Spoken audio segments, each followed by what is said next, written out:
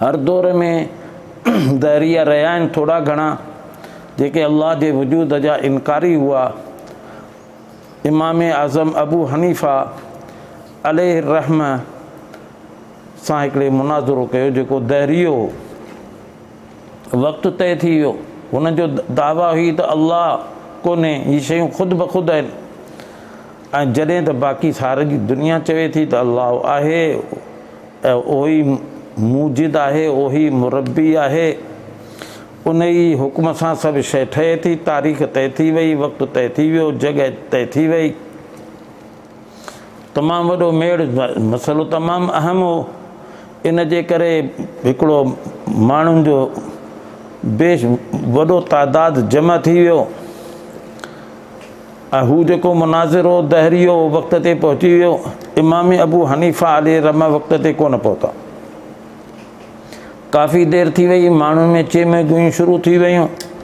जेके इनकारी हुआ उन जो ॾिठो या कोन ईंदो।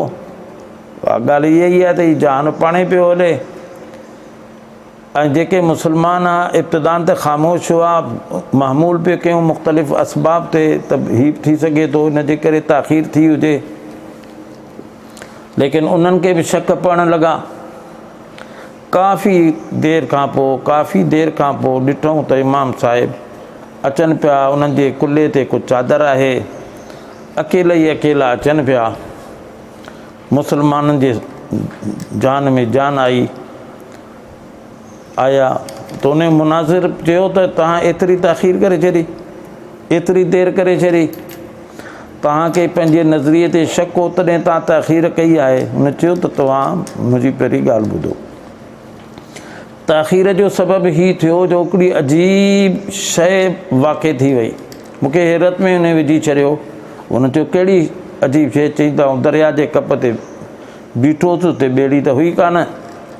अचानक भरिसां जेके वण हुआ उहे किरी पिया पाणे ई। न का हवा जेका उन्हनि खे किराए, न को माण्हू, पाणे ई किरी पिया। उन खां अजीब शइ आहे त उहे वण, उन मां तख़्ता जेके वाढा ठाहींदा आहिनि, अॼु ख़ुदि ठही विया, तख़्ता ठही विया।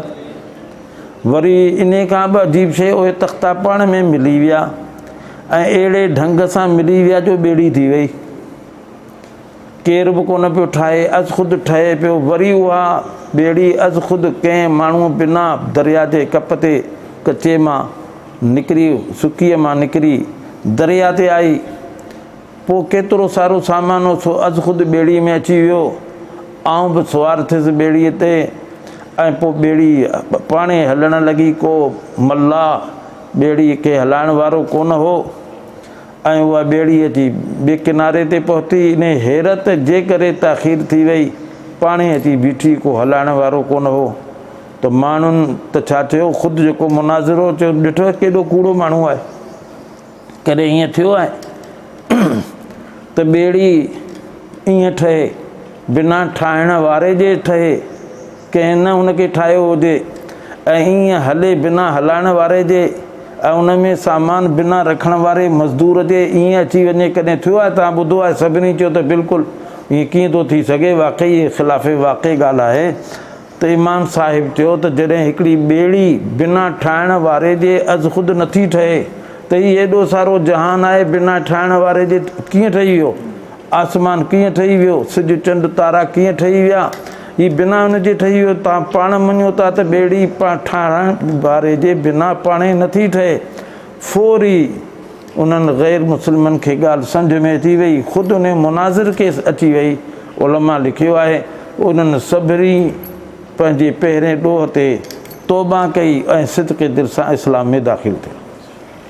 त हीअ फितरी शइ आहे, ऐं फितरत आहे जेका इंसान खे उकसाए थी, उभारे थी, बशर्ते को ख़ारिजी आरिज़ न हुजे।